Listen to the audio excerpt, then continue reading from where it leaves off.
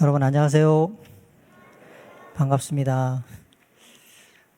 제가 13년을 이제 여주에 살고 있어요. 시골 사람이죠. 13년을 한 교회에서 목회할 수 있는 비결이 뭔지 아세요? 예, 오늘 설교가 짧으면 목회를 길게 할 수 있습니다. 그래서 저희 예배가 7시 반에 시작하면 저희는 8시에 끝나거든요. 제가 13년을 설교한 숫자를 헤아려 봤더니 1년에 한 150번은 하는 것 같아요. 그러면 13년이면 거의 한 2000번은 했거든요. 교인들이 얼마나 지겹겠습니까? 제 설교를 듣기가. 그래서 설교를 짧게 합니다. 저희 집사람이 이제 올라오는데 걱정을 한 게 뭐냐면 설교가 짧을까봐. 그래서 이거 안 되겠다 그래서 설교를 좀 늘려야 되는데, 그리고 이제 늘려서 준비를 좀 해왔더니 우리 담임 목사님께서 짧게 하라고.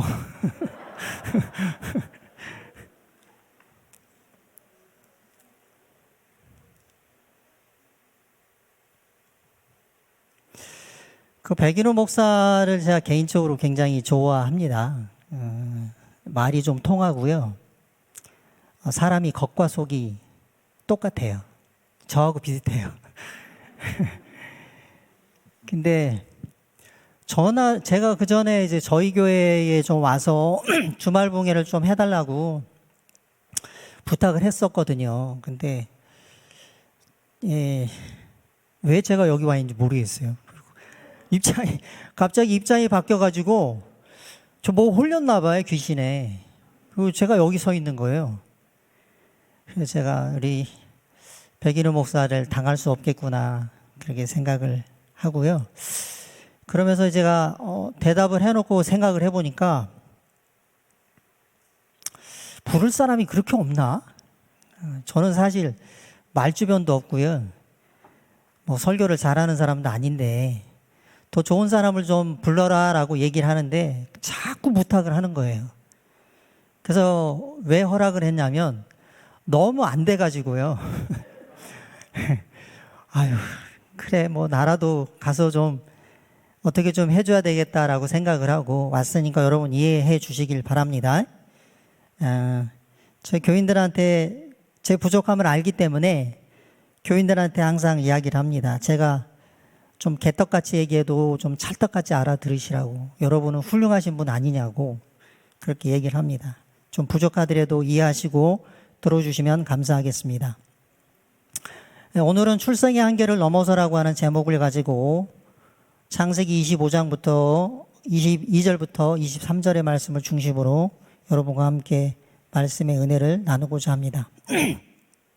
제가 이번에 주제는 야곱을 선택했어요. 야곱의 하나님이 나의 하나님이라고 하는 그런 마음을 제가 가지고 준비를 했습니다.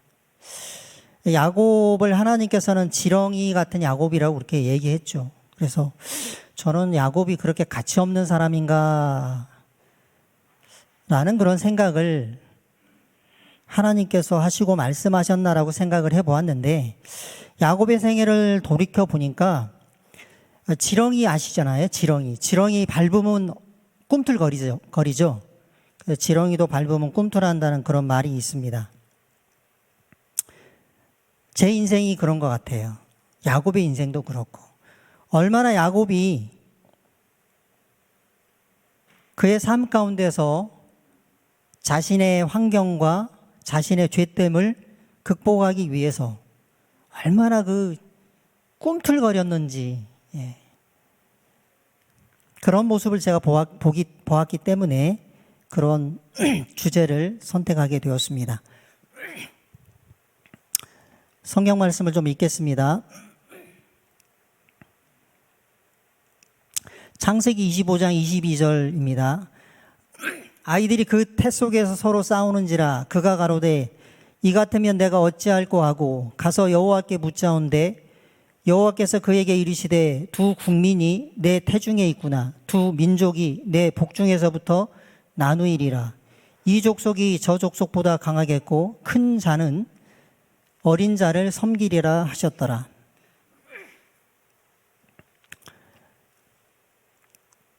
태어나기도 전에 미리 결정된 것들이 있습니다.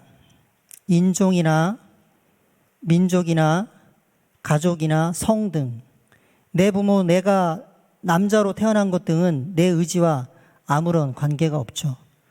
여기 저희 식구의 사진이 있습니다. 저희는 4식구예요. 하나님께서 맺어주신 인연으로 행복하게 잘 지내고 있습니다. 근데 저희 딸은 무슨 얘기를 하냐면 항상 저에게 이야기해요. 자기는 남자로, 다음 생에는 남자로 태어났으면 좋겠다라는 그런 말을 합니다. 여러분도 그런 생각을 하시는 분들이 계실지 모르겠어요. 금수저로 태어났으면 좋겠지만 저는 흙수저로 태어났습니다. 물론 이것이 상대적인 것이지만 제가 군대 가서 제가 흙수저인 것을 아주 뼈아프게 깨달았습니다. 그 당시에 신의 아들이 있고 장군의 아들이 있고 인간의 자식이 있었고 저는 어둠의 자식들이었습니다. 그래서 군대에서 군가를 부를 때도 아들 낳지 말세, 자네 말이 맞네, 우리 소대가였어요. 그런데 왜 하나님께서 나를 흙수저로 이 땅에 태어나게 하셨는가 생각을 해보니까 이런 것들은 내 삶에 큰 제약이었지만 저의 삶을 개척하는 큰 토대가 되었다라고 하는 것을 제가 깨닫게 되었습니다. 땅에서 넘어진 자 땅을 딛고 일어서라 라고 하는 말이 있습니다. 우리를 넘어뜨린 땅이, 그 땅이 없다면 우리는 일어설 수도 존립할 수도 없다는 사실입니다. 저는 자주 넘어지는 사람 중에 한 사람이었습니다. 제가 자주 넘어짐으로 저는 넘어졌을 때 어떻게 일어나야 하는지를 아는 귀한 교훈을 배우게 되었습니다. 우리를 무기력하게 만드는 요소는 달리 보면 도약을 가능케 하는 하나님의 섭리와 은혜인 것을 다시 한번 연말 기도주의를 통하여서 기억하게 되시는 여러분과 제가 되기를 간절히 바랍니다. 본론에서 저는 3가지 말씀을 여러분에게 좀 드리고자 합니다. 첫 번째, 약속을 믿고 기다리는 신앙을 하시기를 부탁을 드립니다. 이삭이 40세 리브가와 결혼을 하게 되었습니다. 그런데 리브가가 시어머니 사라를 닮았는지 아이를 못 낳았습니다. 아브라함으로부터 물려받은 인류 구속 계획과 약속을 계승해야 할 사람으로서 불임이라고 하는 것은 심각한 문제였습니다. 이삭은 이 문제를 해결하기 위해서 어떻게 하였을까요? 아브라함처럼 첩 하갈을 얻어서 아들을 낳으려 하거나 종 엘리에셀을 양자로 삼으려고 하지 않았어요. 그는 아이를 못 낳는다고 아내를 타박하거나 무자식이 상팔자라고 하는 그런 운명론에 빠지지도 않았습니다.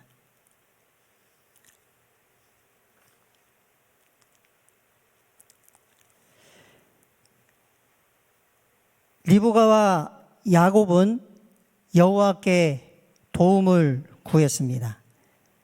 21절 말씀에 이삭이 그 아내에게 잉태하지 못하므로 그를 위하여 여호와께 간구하며 여호와께서 간구를 들으셨으므로 그 아내 리브가가 잉태하였더니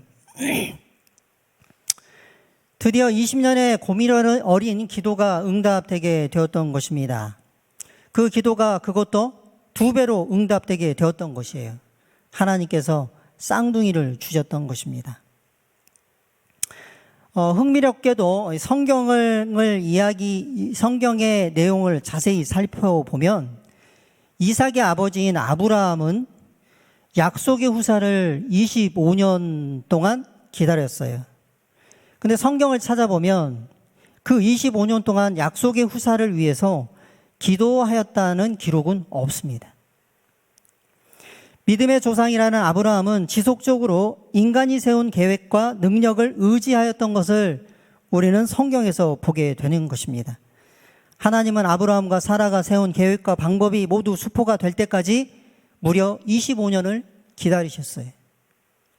그런데 아들 이삭은 아브라함과 달리 아들 문제를 인간적인 방법과 계획을 가지고 해결하려 하지 않았다는 사실입니다. 이삭은 기도의 사람이었어요. 장장 20년 동안 하나님께 이 일을 위해서 기도하였던 것입니다. 여러분, 한 가지 기도 제목을 가지고 20년 동안 기도한다는 것이 쉬울까요? 저의 경험을 통해서 보면 그렇게 기도했을 때 대부분의 사람의 마음은 믿음이 생기는 것이 아니라 마음에 회의감이 들게 되어 있는 것입니다. 그러나 하나님의 약속을 믿는 자는 인내하면서 끈기 있게 기도할 수 있다는 것을 성경은 우리에게 말해주고 있습니다. 하나님의 약속은 20년을 기도하며 기다릴 충분한 가치가 있는 것입니다. 이렇게 이삭이 20년을 기도하면서 얻은 아들이 에서와 야곱이었어요. 그의 둘째 아들 야곱은 다시 20년이라는 세월을 타향해서 연단의 시간으로 보내게 됩니다. 이 3대의 이야기를 통해서 하나님께서는 적어도 우리의 삶에서 많은 시간을 기도의 시간, 믿음의 연단과 하나님의 약속의 성취를 이루기 위한 시간으로 할애하고 계시다는 것을 우리는 기억해야 할 것입니다.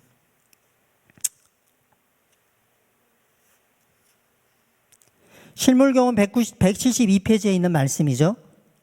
하나님의 자녀들은 홀로 아무런 방비도 없이 버림받지 않았다. 기도는 전능자의 팔을 움직인다. 기도는 나라들을 이기기도 하며 의를 행하기도 하며 약속을 받기도 하고 사자들의 입을 막기도 하며 불의 세력을 멸하기도 한다라고 기록되어져 있습니다. 사랑하는 성도 여러분, 하나님께서 우리를 위하여서 준비해 주신 그 약속을 믿고 기도하면서 오늘도 기다릴 줄 아는 그러한 여러분과 제가 되기를 간절히 바랍니다. 두 번째는 장자가 되기 위한 열망들을 좀 가지라고 여러분에게 권면의 말씀을 드립니다. 출생의 순서는 인생에 있어서 매우 중요한 요소 중 하나입니다. 특히 고대 이스라엘에 있어서, 사회에 있어서는 장자와 차자의 차이는 하늘과 땅 차이라고 말할 수 있습니다. 첫 번째는 물질적인 것으로 장자는 다른 아들들보다 2배의 몫을 받게 되었습니다. 야곱이 죽기 전에 12아들을 축복하는 장면이 창세기 48장에 나오는데,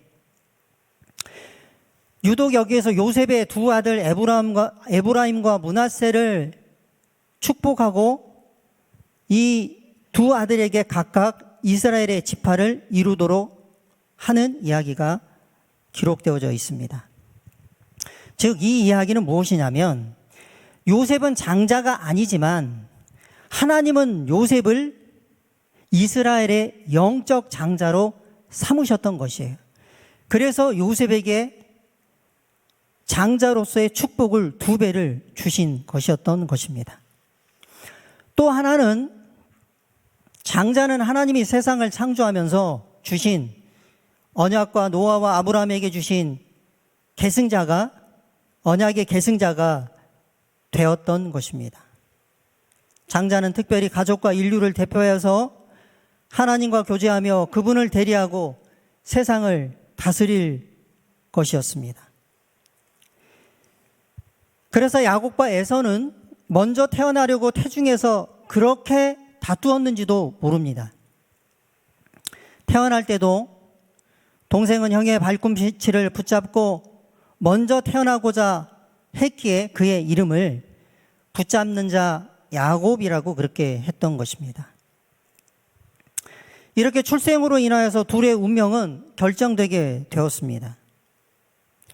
야곱은 출생부터 형 에서에 비해서 핸디캡을 가지고 태어났던 것입니다. 이제 인생의 모든 것은 다 끝난 것처럼 보였지만 그러나 성경의 말씀을 통하여서 엄청난 반전이 있는 것을 이야기하고 있습니다. 창세기 25장, 우리 아까 읽었던 말씀이었죠. 아이들이 그의 태 속에서 서로 싸우는지라 그가 가로되 이 같으면 어찌할꼬 하고 가서 하나님께 묻자온데 여호와께서 그에게 이르시되 두 국민이 내 태중에 있구나. 두 민족이 내 복중에서부터 나누이리라. 이 족속이 저 족속보다 강하겠고 큰 자는 어린 자를 섬기리라. 사랑하는 성도 여러분, 이런 반전이 일어나게 된 특별한 어떤 이유가 있을까요? 부조화 선지자 152쪽에는 이렇게 이야기합니다. 야곱은 장자의 명분이 자신에게 주어지리라는 하나님의 암시를 어머니에게서 배우고 그의 마음은 그것이 줄 특권에 대한 말할 수 없는 소망으로 충만하였다. 그가 갈망하는 것은 아버지의 재산을 소유하는 것이 아니었다. 영적 장자의 명분이 그가 바란 대상이었다. 의로운 아브라함이 한 것 같이 하나님과 교통하는 일, 자신의 가족을 위하여 속죄 제물을 드리는 일, 택하신 백성과 약속된 메시아의 조상이 되는 일, 언약의 축복에 포함된 영원한 나라를 유업으로 얻는 일 등이 그가 획득하고자 열망한 특권과 명예였다. 그의 마음은 항상 장래를 향하여 나아가고 있었으며 눈에 보이지 않는 축복을 붙잡고자 갈망하였다라고 말씀하고 있습니다. 그러므로 야곱의 인생을 살펴보면 그가 그렇게 지렁이처럼 꿈틀거리면서 투쟁하는 그런 삶을 살았던 것은 야곱은 운명을 벗어나고 싶었던 것이었어요. 야곱의 인생에서 야곱은 운명과 팔자를 지지하지 않는다는 것을 발견하게 됩니다. 나폴레옹은 내 사전에 불가능은 없다라고 했던 것처럼 야곱의 사전에는 운명이라는 것은 없다라고 그렇게 말했던 것입니다. 야곱은 엄마의 뱃속에서부터 죽을 때까지 자신의 운명에 지렁이처럼 저항했고 결국 그 운명을 바꾸어서 영적 장자의 직분을 얻게 되었던 것입니다. 사랑하는 성도 여러분, 우리의 생애 가운데 우리가 회복해야 될 것은 신앙적으로 어떤 면이 회복되어져야 할까요? 저는 그것은 우리 마음 가운데 열망이 다시 회복되어졌으면 좋겠다라는 그런 생각을 합니다. 야곱은 우리의 열망이 하나님의 선택에 어떠한 영향을 미칠 수 있음을 증명해 주고 있는 것입니다. 재림교인이라서 혹은 내가 모태교인이기 때문에 우리의 삶이 당연히 하나님의 복을 받는 삶은 아닌 것입니다. 우리가 야곱 같은 그런 지렁이 같은 모습을 가졌을지라도 우리 마음 가운데 하나님에 대한 열망을 가지면 다시 한번 하나님께서 우리를 선택하셔서 하나님의 놀라운 역사를 이루는 하나님의 언약의 계승자 되게 하신다는 사실을 믿는 여러분과 제가 되기를 간절히 바랍니다. 세 번째는 하나님의 선택과 은혜를 다시 한번 기억하시는 귀한 연말이 되기를 간절히 바랍니다. 만일 모든 것이 성경에서 말한 것처럼 예정되었다면 사람이 할 수 있는 일은 아무것도 없습니다. 결과적으로 보면 내 생이 이다지도 배배 꼬인 것도 내가 삶을 시작하기도 전에 하나님이 결정하신 것이라면 이 세상에 애서라고 생각하는 사람들은 억울하고 황당해서 마음이 불편할 것입니다. 여러분, 하나님이 예정이라고 하는 것을 통해서 불공정하게 하셨다면 우리가 열심히 정직하게 살아야 할 필요도 없고, 사람들은 하나님의 사랑과 은혜를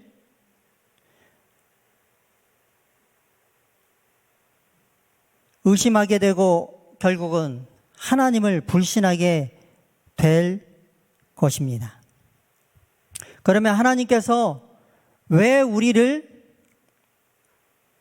이 자리에 나의 모습으로 선택하셨는가? 그것은 하나님의 은혜예요. 은혜. 로마서 9장에 있는 말씀이죠. 기록된 바 내가 야곱은 사랑하고 에서는 미워하였다 하신 것 같으니라. 그런즉 우리가 무슨 말하리요? 하나님께 불의가 있느뇨? 그럴 수 없느니라. 여러분, 하나님께서 야곱은 사랑하고 에서는 미워했나요? 하나님께서 야곱은 사랑하고 에서는 미워했어요. 그렇다고 할지라도 우리가 무슨 말을 할 수 있겠어요? 하나님이 불의하다고 얘기할 수 있습니까? 그럴 수 없다는 거예요. 여기에는 분명히 하나님의 귀한 은혜가 포함되어져 있다는 것을 성경은 우리에게 이야기해 주고 있는 것입니다. 여러분, 왜 하나님께서는 장자인 에서를 선택하지 않았을까요? 무엇이든 이유가 있는 것이에요. 이유가. 창세기 25장 34절이죠. 에서가 장자의 명분을 경홀히 여김이었더라 라고 기록하고 있고요. 부조와 선지자 155쪽에는 하나님의 축복과 요구에 무관심하였으므로 에서는 성경에서 망년된 자라고 불리운다. 그는 그리스도께서 그들을 위하여 사신 구원을 경히 여기고 없어질 세상의 사물을 위하여 하늘에 들어갈 그들의 상속권을 희생하는 자들을 대표한다라고 기록하고 있습니다. 하나님이 야곱을 선택하신 것도 하나님을 거역하고 반역을 도모한 우리의 죗값을 대신하겠다는 그 결정도 하나님의 선하심을 드러내는 그분의 주권적 선택이며 우리에게 은혜라는 사실을 우리는 기억해야 할 것입니다. 두 번째는 하나님의 선택은 배제함이 아니라는 사실이에요. 로마서 11장 29절이죠. 하나님의 부르심에는 후회하심이 없느니라 라고 그렇게 기록하고 있습니다. 에서는 하나님을 기쁘시게 하지 않았지만 그래도 그들은 하나님으로부터 넉넉한 복을 받았다는 사실이에요.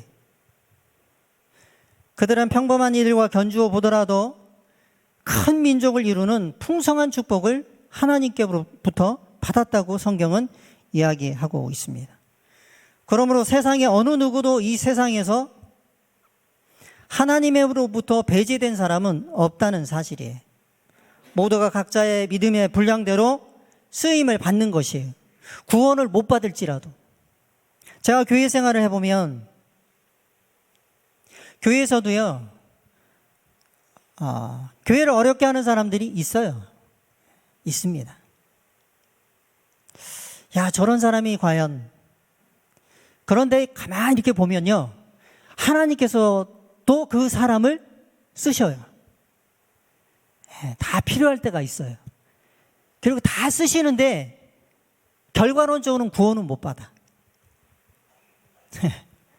아닌 것 같아요? 그게 다 자기 복이기 때문에 그런 것입니다. 여러분, 세상의 부자를 보면 너무 부럽죠? 너무 부러워하지 마세요. 왜? 하나님께서 그에게 복을 주신 거예요. 구원 못 받으니까 세상에서라도 어떻게 살라고요? 좀 잘 살라고. 그러므로 모든 것이 하나님의 귀한 은혜 가운데서 우리가 살아가고 있음을 기억하시게 되기를 간절히 바랍니다. 세 번째는 하나님의 선택에는 목적이 있어요. 요한복음 15장 16절이죠. 너희가 나를 택한 것이 아니요 내가 너희를 택하여 세웠나니 이는 너희로 가서 과실을 맺게 하고 또 너희 과실이 항상 있게 하여 내 이름으로 아버지께 무엇을 구하든지 다 받게 하려 함이니라 라고 주님께서 말씀하셨죠. 하나님은 우리를 왜 부르셨습니까? 하나님은 열매 맺는 삶을 살게 하기 위해서 우리를 부르신 것입니다. 에서와 야곱의 차이는 어떤 차이가 있는 것일까요? 에서는 멋대로 살았어요. 제멋대로 살고 그대로 그 열매를 거둔 것입니다. 야곱은 하나님의 부르심에 의해서 그도 열매 맺는 삶을 살았어요. 어떤 열매를 맺었습니까? 성령의 열매, 의의 열매, 선한 열매를 맺었던 것입니다. 그것이 하나님께서 우리를 부르신 목적인 것이에요. 이것을 꼭 기억하시는 여러분과 제가 되기를 간절히 바랍니다. 네 번째는 선택은요, 대가를 치릅니다. 하나님이 나 부르셨다고 너무 좋아하지 마세요. 야곱은 하나님의 선택에 따른 대가를 톡톡히 치렀다는 사실입니다. 하나님은 당신이 선택한 자를 꼭 연단하십니다. 혹독하게 훈련하신다는 사실을 우리는 기억해야 할 것입니다. 여러분, 야곱의 아들 요셉 아시죠?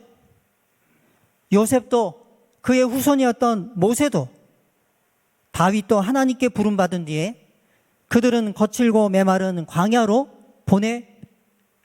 보내졌습니다.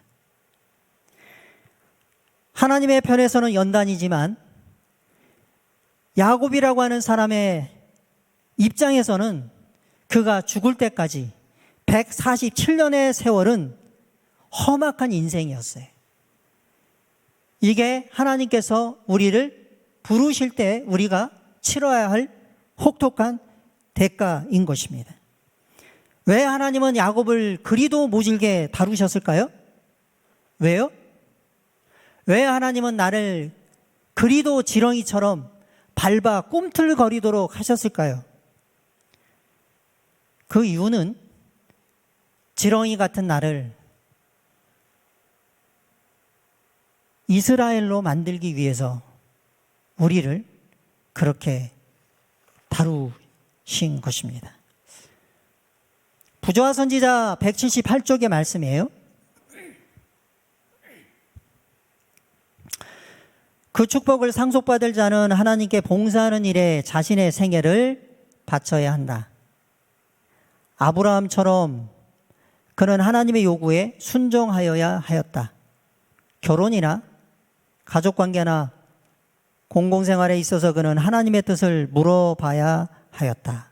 라고 기록하고 있습니다. 사랑하는 성도 여러분, 연말 기도 주일을 우리가 다시 맞이하게 되었습니다. 우리는 과연 어떠한 삶을 살아왔습니까? 우리의 인생은 저의 경험을 비추어 볼 때 매일매일이 투쟁하는 삶이 아니었습니까? 교회를 위하여, 주님을 위하여, 나의 죄됨을 회개하기 위하여, 우리의 자녀들을 위하여 오늘도 우리는 지렁이처럼 꿈틀거리면서 하나님 앞에 하나님의 귀한 언약을 이루어 달라고 기도하시는 여러분과 제가 되기를 간절히 바랍니다. 세상의 복이 아닌 하나님의 복을 얻으려고 이전 투구하는 모습을 보여주는 재림 성도가 되었으면 좋겠습니다. 야곱처럼 어머니의 지혜를 빌리고 한 여인을 죽도록 사랑하고 밤잠 자지 않고 일했고 밤새 하나님과 씨름했던 그 야곱의 모습이 오늘 한 주간의 우리의 모습이 되어야 하지 않겠습니까? 더 이상 운명을 탓하지 마시길 바랍니다. 하나님의 은혜를 받기 위해서 투쟁하는 인생을 한번 살아보는 것은 어떨지 다시 한번 하나님의 은혜가 한 주간에 함께 하시기를 간절히 바라면서 오늘의 말씀을 마치도록 하겠습니다.